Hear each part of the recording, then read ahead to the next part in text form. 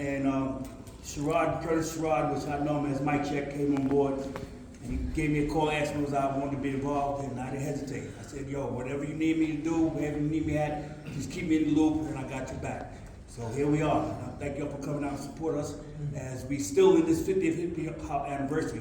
So we're gonna do some more things going forward, but as of right now, let's just concentrate on today. And Kaz, I thank you for coming through. DSC, thank you for coming through. Rock and Rob, Sister Gail, Scratchmaster Jazzy G, I know all of them personally. Blessings. All right. When it comes to movies, what's the highest award you can get in movies? Oscar. Named after a black man. Did y'all know that? Absolutely. Named after Oscar machine. See? We're in the library, so I gotta drop some jewels, right? I gotta drop a couple of jewels. So in music, what's the highest honor you can get in music? A what? Grammy. Does anyone on this panel have a Grammy?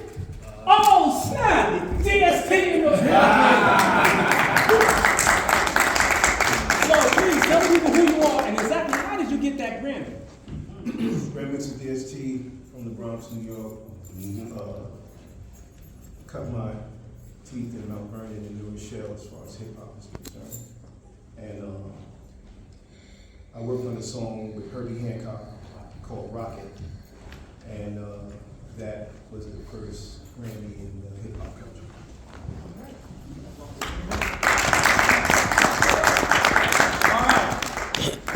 We started off as pseudo-enemies. You know?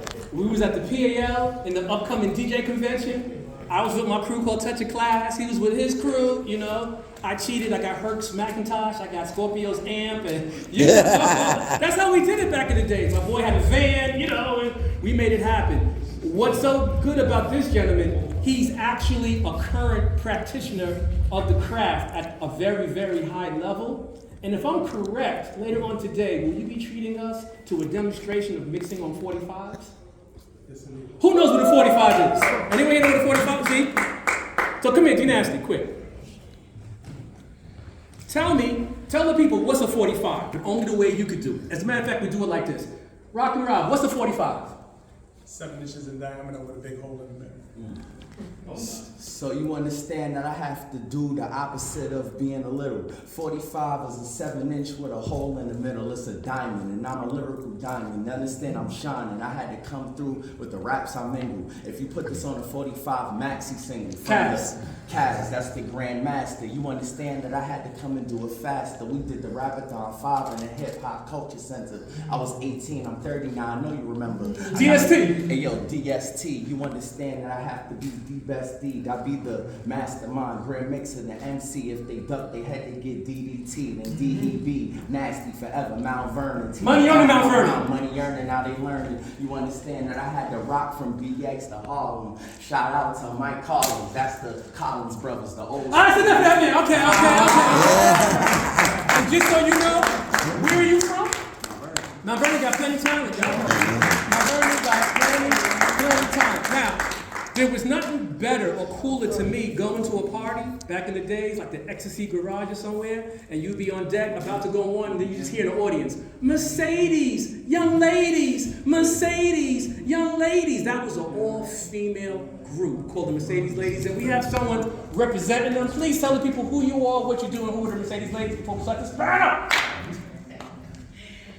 Hi, my name is DJ Flame, also formerly known as DJ Respect from Mercedes Ladies. The first all-female MC DJ crew in hip-hop culture. And to close off the panel, I'm gonna have Griff whisper in his ear some things about you. Now, you know what? We'll do it. Yeah. Break them down. Scratchmaster, Jazzy G, break them down. Alright, so I can slow it down and do it faster. This is Jazzy G, the Scratch Master, and I'm D-Nasty, the Master. So it's like we just taking the torch and passing it all around up on the porch. We're here up in the home of Mount Vernon. We did hip hop for years and now they learning. And I've forever been a rapping don. I met you when I was 15, 16 in the Rapathon. That was like 15 years ago. And you heard it, son. I look 23 tomorrow, I'll be 31. And just so you know, I had the honor of meeting this man when he was 15, putting him under our wing and some of the cultural programs we do. So proud to see he's still who he is, an amazing at it. So we're going to start. and we're gonna let Kaz take it away. And our mission is this. We're gonna talk about the beats that made hip hop. When you listen to the radio, you'll hear a song, oh, that's a hot song, but that song is a sample of a song. That's a sample of a song that this generation, that this era found. We used to call digging in the crates. We used to buy records and like get a magic marker and cover the artists up and all that type stuff. And to be a crate boy, you had to be, it was amazing. You had to have skills just to be a crate boy. R.I.P. to Mark the 45 King. Who was actually DJ Breakout's crate boy. Breakout will be here, he's coming later because today is his funeral. And he called me from the funeral of Mark the 45 King. You may know him for doing Jay-Z Hard Knock Life, that joint? That's him, or the 900 song.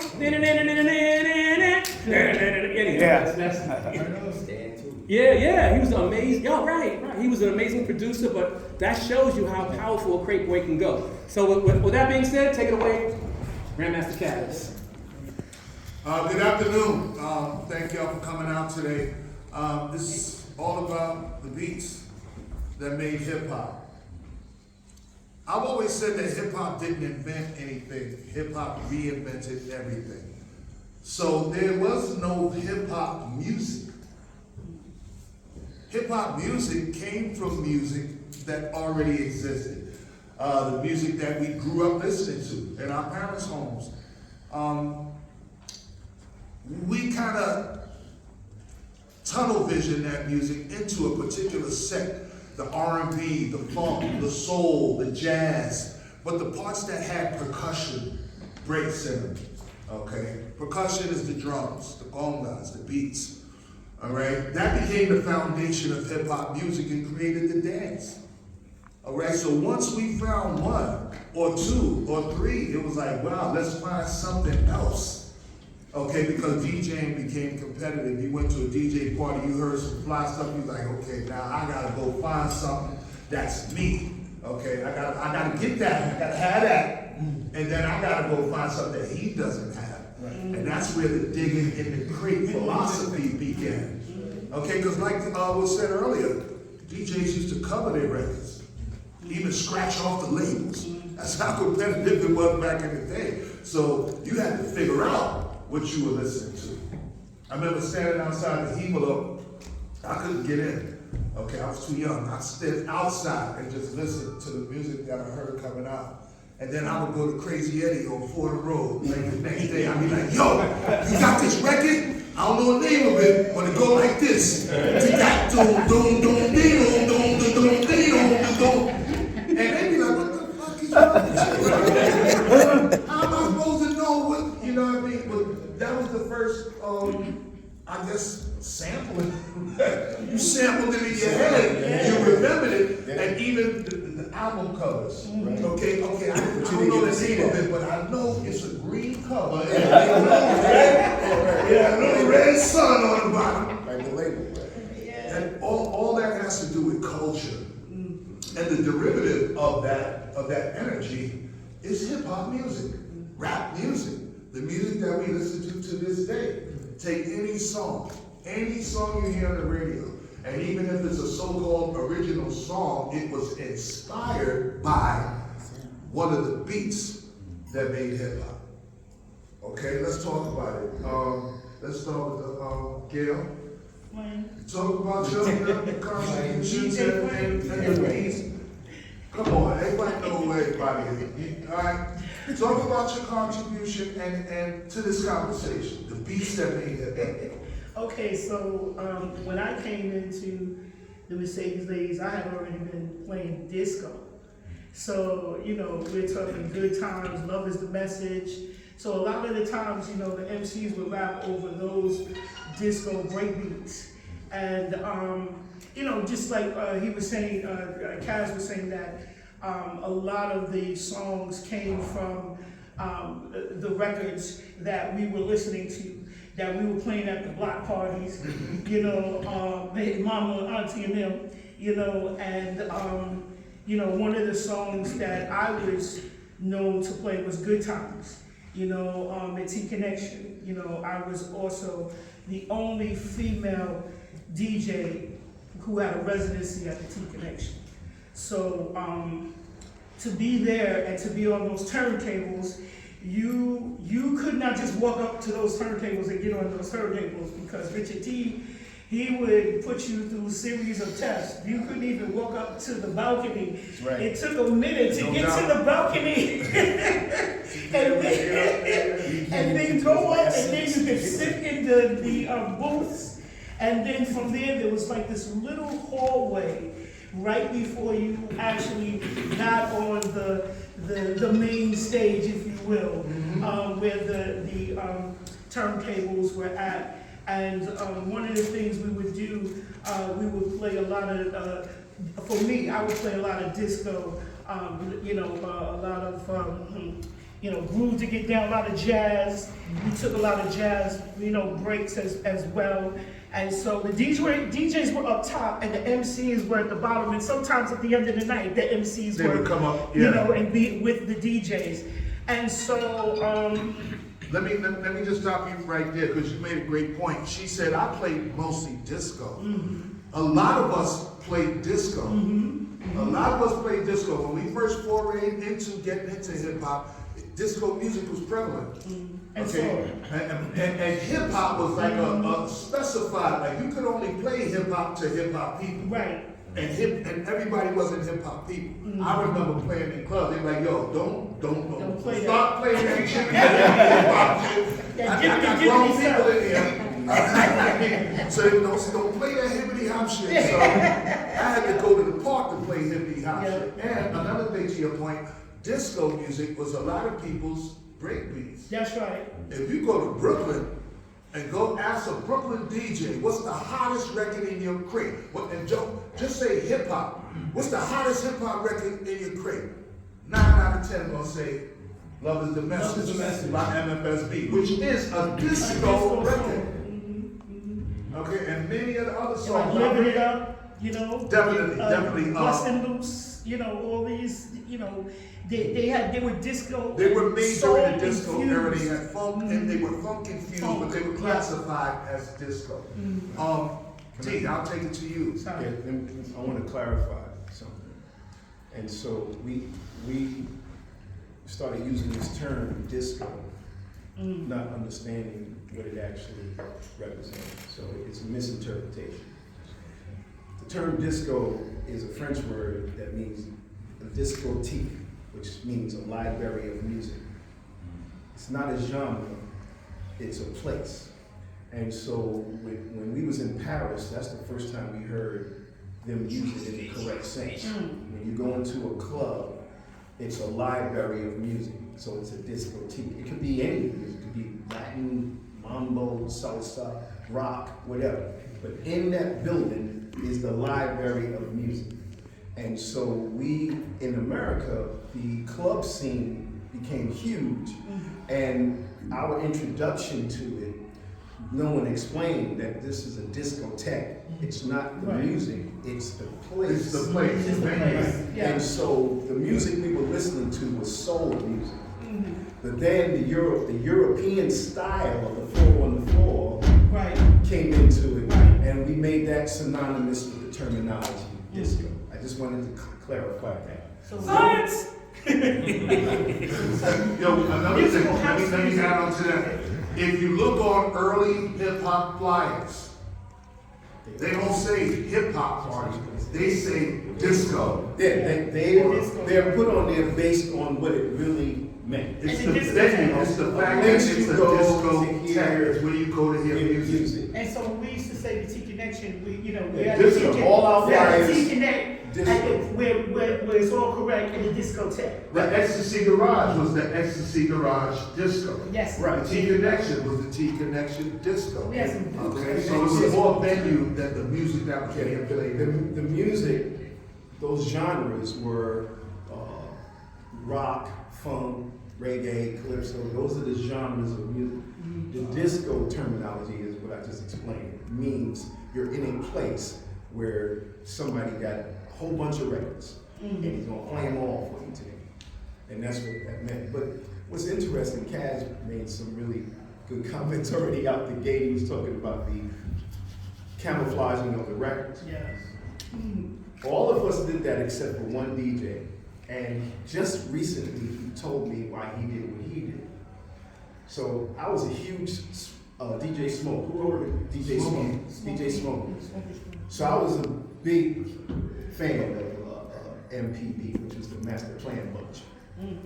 And for some strange reason, he, you know, the cushion, and you take your mother's couch, the pillow, and have the yellow cushion inside. He would have his turntables on that, and then he'd have incense stuck in it all the way around except for the front. He had incense, and he didn't cover his labels. And just recently, I was like, first of all, the last time I saw him was when Herb blew him literally out of the PAL, and I mean blew him out the building, like blasted him out. Like it was a battle that nobody knew was coming, but that's the way Herb got down. Like if you was in there and you wasn't ready for it, Get done. you're gonna get done. So Smokey's in there, and I'm gonna get into the whole story a little bit later, but his turntables had the incense around it. And I asked him, I said, what was the incense? Why did you do that? And he said, because Herb had spies. That's some dope ass camouflage right there. He said, because Herb had spies. And because I was standing in the front at the battle, and you can't look over because of all the smoke. So you can't see what he's playing. I was like, wow, that's what that is. I never thought it. Meanwhile, but I thought he was bugged out anyway because he had on hot pants and a white Smokey's bugged.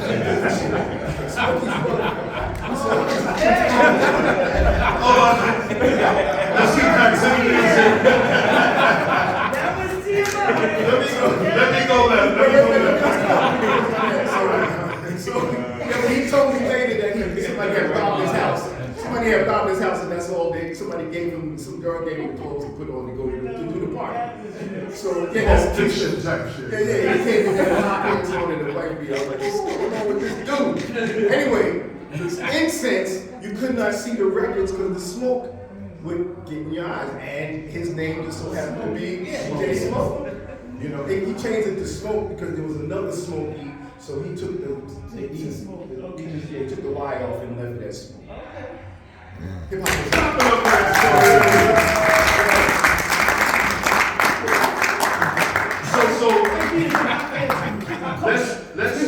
let's talk a little specifically about the beats that made hip hop.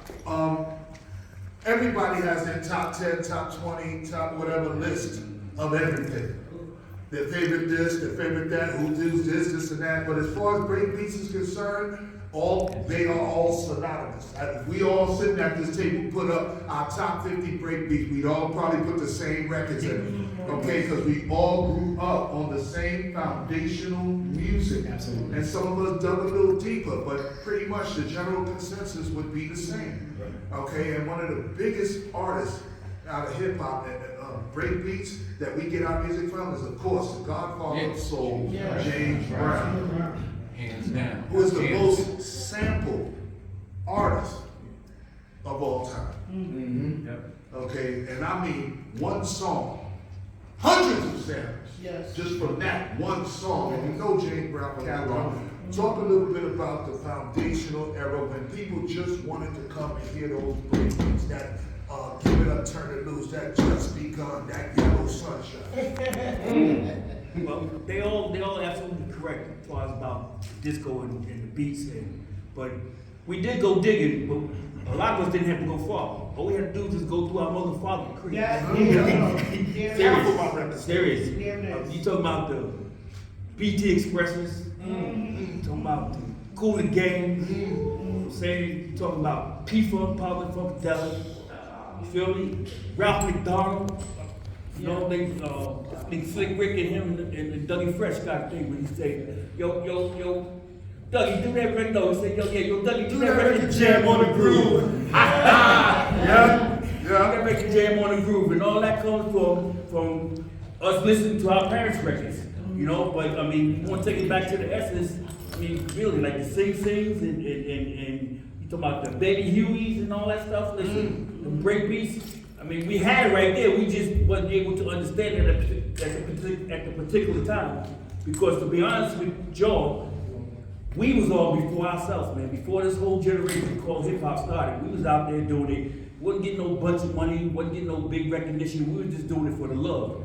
Grabbing our mother's and father's stereo equipment, going outside, grabbing their records. And when we came back home, we was getting a whipping because we wasn't supposed to touch them. And not just the record, but putting your hand on the goddamn record player. Then I tell you not to mess with my record player. And what you doing scratching up a goddamn Yeah, my album. Everything fine, my brother. Who's a DJ? So I want to talk a little more, let's get a little more into the breakbeats because it became a culture. Okay, not only did you have, like who Herc used to say, and they used to ask him why he covered his record. He said, well, why would I want everybody to know on the records that I play? People come to my party to hear me, to hear records that they don't hear nowhere else. So if I let everybody see the records I'm playing, they don't have to come to my party. They can go anywhere. We understood it, so it became competitive. And digging in the crates became an art. I'm like, okay, I don't know what it is, but I'm gonna find it. I'm gonna find it. And one of the best ways that we discovered to find breakbeats is to look on an album that has a breakbeat on it. Okay, and then you look at the back and look at the percussion. Look at who plays the instruments on it. Okay, and you'll see something consistent if you look on enough different albums. This certain person is always on percussion. He's always playing the drums on these different albums. So anytime you see an album and they got that dude name on percussion, there's a breakbeat on that. Okay, Dennis Coffee. Yes. For example. Yeah. All right. My Scorpio, Ron Sally, Ron. Okay, so that was good break.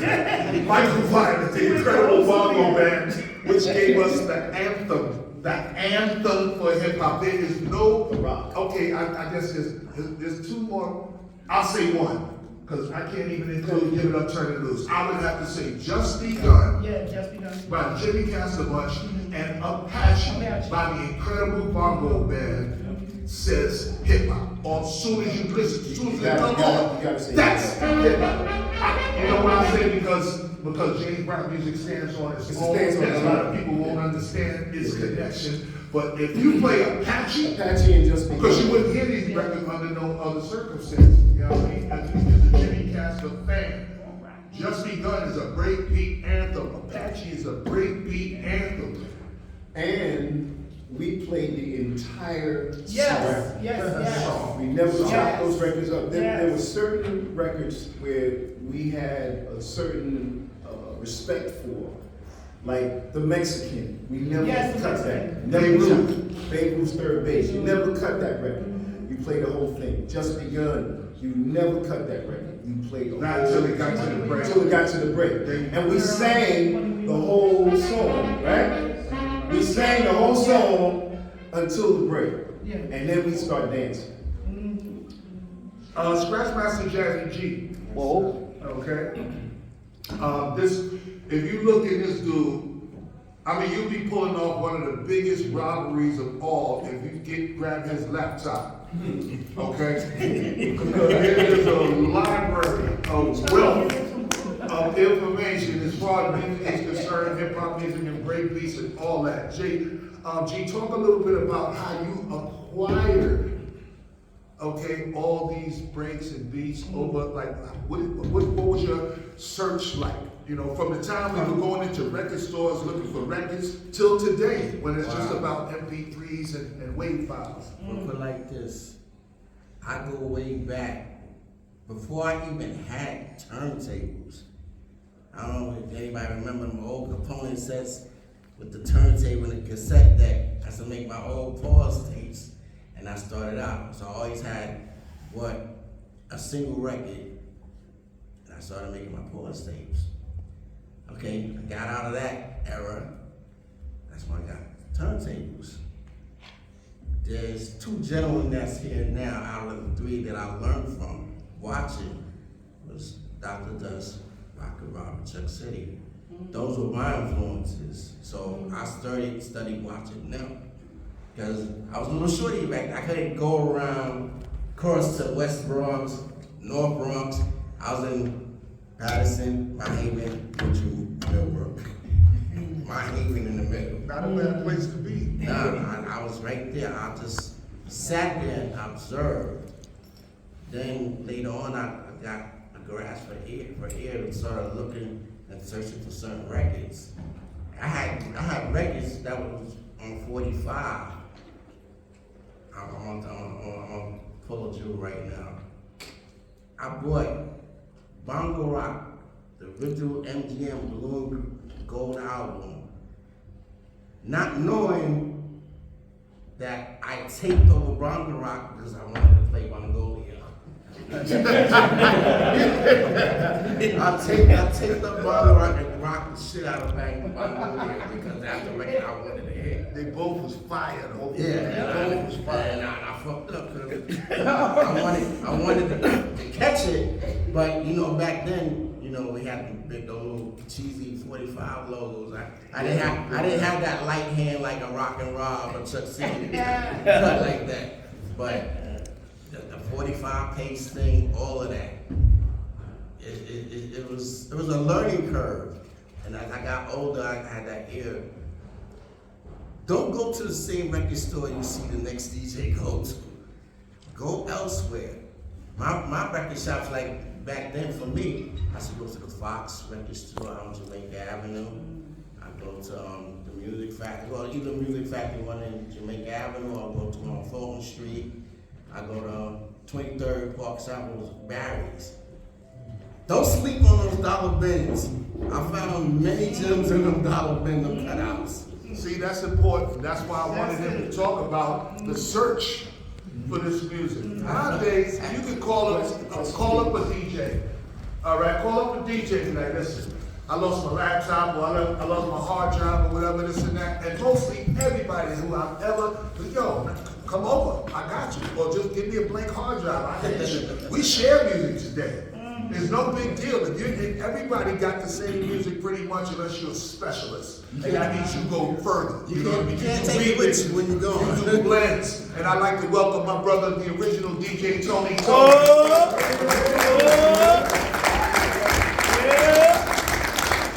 sorry, I'm late. I woke up in Boston this morning. Everyone make sure you use the microphone.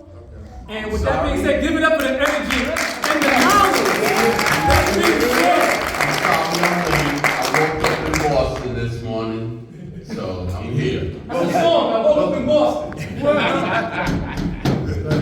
Yeah, like I was saying about those dollar bins. Man, I found some gems in them dollar bins, boy. To this day, I mean, the source of music is bountiful.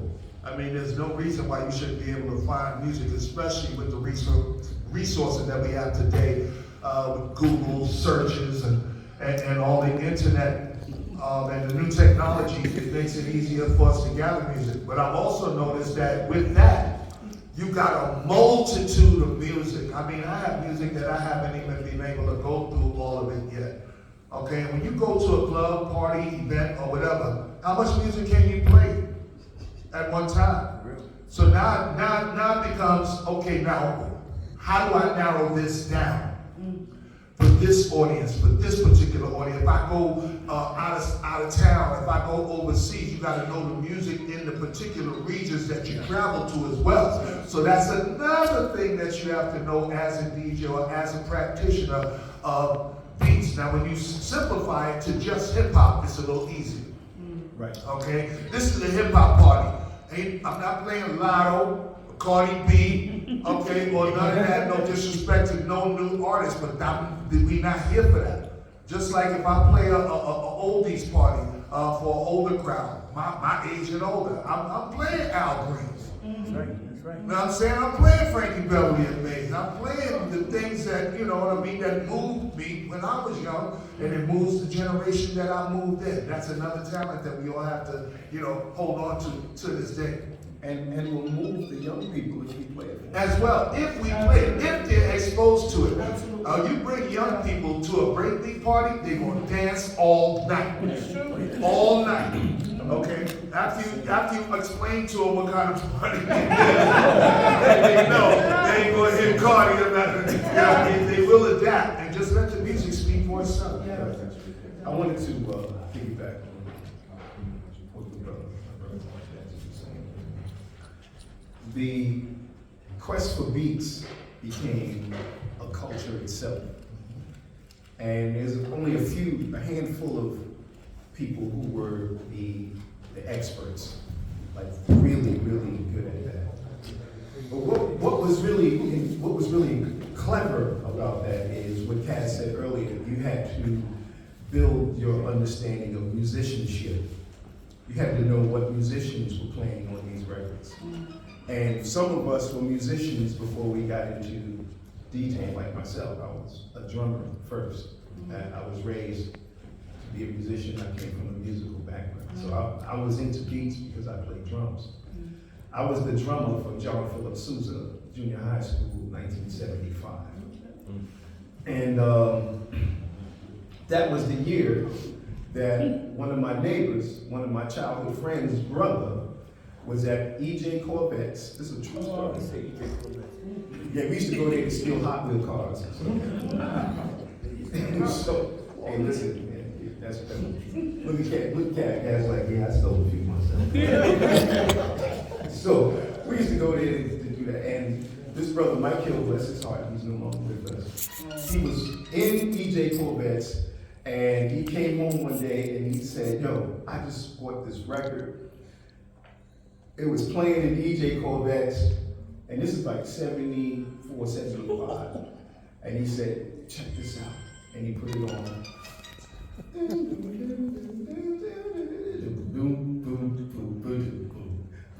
Nautilus. That was Nautilus.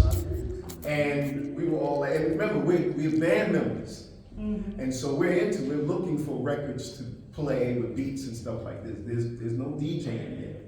You know, matter of fact, I'm just hearing about Kool Herc around 75. I didn't hear his name in 73. I know nothing about him. 75 is when we're starting to hear Kool Herc. And now I'm gonna tell y'all a secret about this guy that most of y'all don't know. And he don't get the credit for it, but I make sure I tell people that. Anyway, so Nautilus was one of the first records that we heard that ended up in the sacred craze of hip hop. And so the next album came, was Bob James 2. And we went and got that. And the song on there had a drum solo. I think it was Steve Gadd played the drum solo. A song called Farandole. And so we took that to John Philip Sousa and asked Mr. Pidio, could we do that for the summer, for the winter concert? And my transcription skills was horrible, but I tried to transcribe Farandole. And so I brought it to him, and he was like, where's your treble clef right here? Where's your bass clef? Are you chewing gum on my stage? And he kicked me out the back. True story. Really? I sat there and cried for a week. He threw me out the band, and then, is that my Yeah, that's your house phone. Got a rotary phone. I'm sorry. It's actually my mother, but it's actually my mother, but I'm cool now. You got a little lock on it. Yeah, you got mother back? I'm gonna call her back. She understands. And plus she's gonna say, go to the store for me right now. Focus. So he took the record and he listened to it. So a week later, I'm kicked out the band. I'm sitting there. Michael Russo was the second drummer, and he turned out to be an incredible drummer. So I'm sitting there, and he said, "Shower, get up here." And he said, "Pass this out," and it was Farandole, and he transcribed it. And so we played. It was 75. We played Farandole for the school band, and I got to play the actual drum solo of Farandole. That's crazy. That's just one of my stories. But this guy here was in my 3rd grade class. True story. Miss Ludlow? Second grade. Second grade. Second grade. Wow. And he was really skinny. He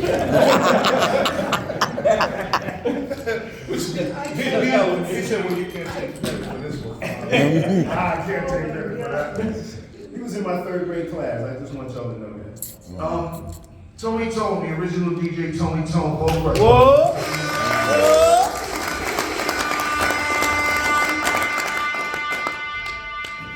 Tony is the founder of the Cold Crush Brothers.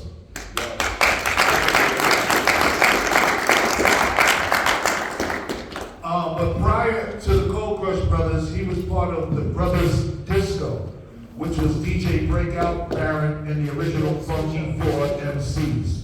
So, Tone, tell us a little bit about the role that you played with the Funky Four and how the beats that made hip hop are incorporated into that scenario. Can I share with them that Mark 45 King funeral is today? Yeah, we spoke on it, no doubt. Okay, so Mark the 45 King was one of Breakout's record boys in the early beginnings of the Brothers Disco, and he used to bring Breakout breaks and stuff. So I've been knowing Mark ever since the early 70s, the late 70s, mid 70s. Yeah, I got down with Breakout. The first record I ever bought was a Chuck Berry record. I heard it and I had to have it. That's my first record. Now I might have like 2 warehouses full of records right now that I'm willing to sell. So real often. We can't say that on the microphone. I was a graffiti writer. I tried breakdancing, couldn't keep up with it. But I was a graffiti writer in the early 70s, 74. I went into Stevenson High School in 1974. At the time, Stevenson was like 4 years old. And I worked in a record store. I was a party DJ. I wasn't a so-called hip-hop DJ. One day we sitting there, Breakout, I knew him as a b-boy, I didn't know him as a DJ. So we sitting there, and my friend Fox came to me and said, he called me by my real last name, King. I want you to battle Africa Islam. I said, battle who? Africa Islam. I said, I ain't that type of DJ. At 1:23, when? Tonight. Wow. Short notice.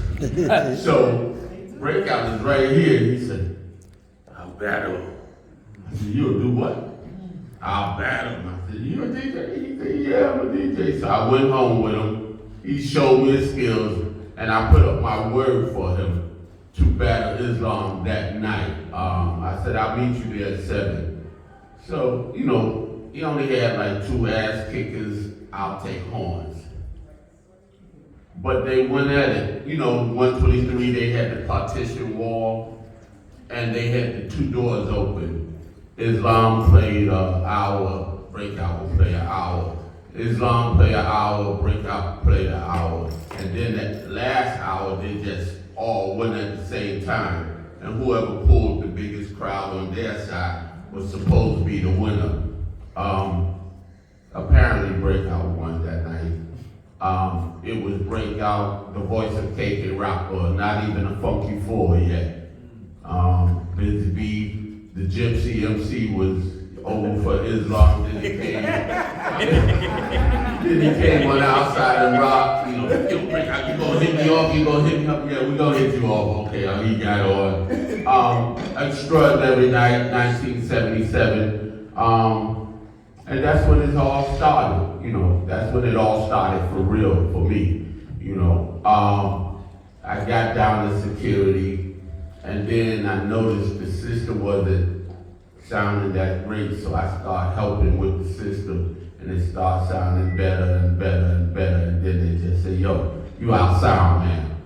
Forget security and all that. You are. They only wanted me to do security when I had to do something that had to be done. But otherwise, I was through building the mighty Sasquatch where everybody heard of for years, and it's still around.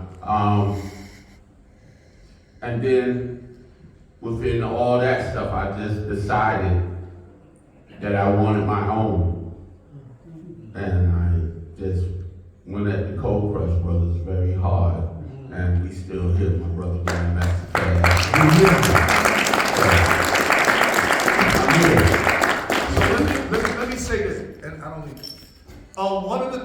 was important, as far as the Cold Crush Brothers is concerned, we wound up with 3 DJs. Okay, when they asked me to join, of course, I was a DJ. I had my own crew. All throughout hip hop from the beginning, from Casanova Fly to Disco Wiz to the Mighty Force to the this to the that to the Notorious 2, I had my own crew, my own equipment. Was it top-notch equipment? No. I know, But I made it work. I made it work. I had it at this table despite of it.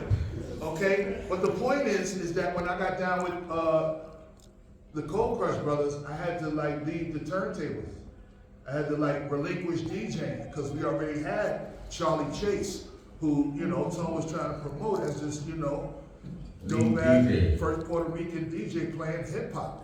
So we wanted to showcase that. Tone was the backup DJ, so they just wanted me to concentrate on the MCs. All right? So for a long time, that's where I put my concentration to. But I never left or stopped loving or wanting to get on the turntable or to DJ to play, because the music and all that went into the music and the beats that made hip hop, that's what's important. That's what makes you a DJ. Not how good you are, how fast you can cut, how many, you know what I mean? It's your dedication to this culture, how much work you put in, how much love you put in, how much blood, sweat, tears you put out, and you know how much money it costs to amass hundreds of crates of records? Yes. Do you know how much it costs to recone a speaker? Listen. Do you know how much it costs to rent a van to get your equipment from point A to point B? Have you ever got stuck in a club because the transportation never showed up and you had to sleep with your equipment? Yeah. These are the sacrifices that we make for hip hop to be here today. Yeah. Okay, and this culture sits on the shoulders. We had a battle with Breakout. We had a battle in Far Rockaway, and we had no transportation to get there. We took our equipment on the A train. We won the battle. We did what it had to take to get there. But we did what it had to take. We got on the train with equipment, turntables, all that, and got there. Yo, this is what I want to do before we get out of here. We're going to open up the floor to questions. I want to name some of these break beats. I want people to understand what we're talking about when we talk about the beats that made hip hop. All right, so we're going to go up and down this line. Okay, I want everybody, one by, just name a break beat, favorite break beat, and keep going until we run out. 7 minutes of fun. 7 minutes of fun by the Old Dog family. By the way, my name is DJ Rock and Rob. You didn't, yeah. You didn't speak.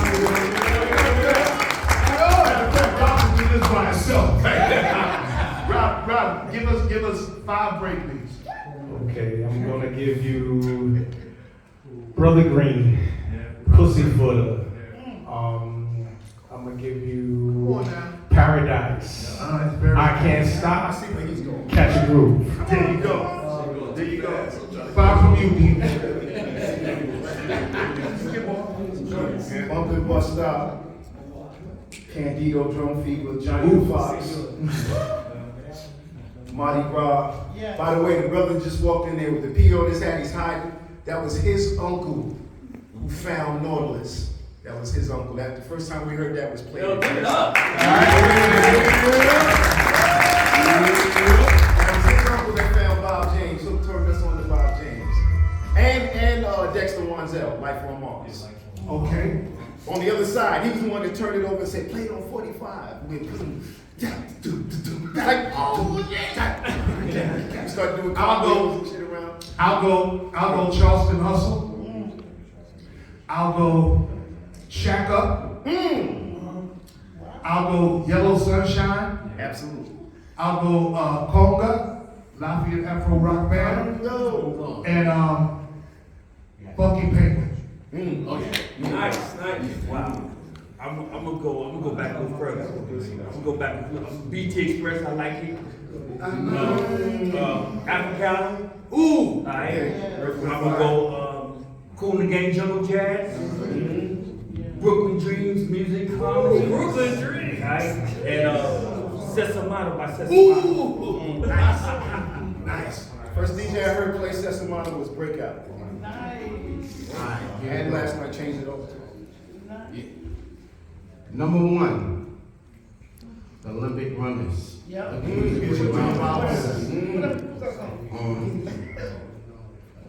Gotta get into something. Nice, brothers. Westchester Lady, Bob James. Bob James. My last one. Sing, Sing, Sing, Incredible Bongo Band.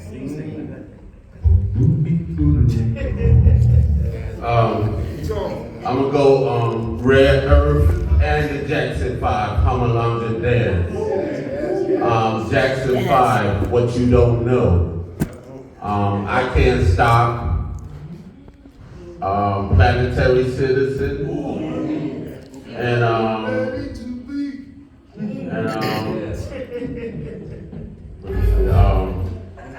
Phenomenal thing. Yeah, phenomenal thing. Thanks, CJ.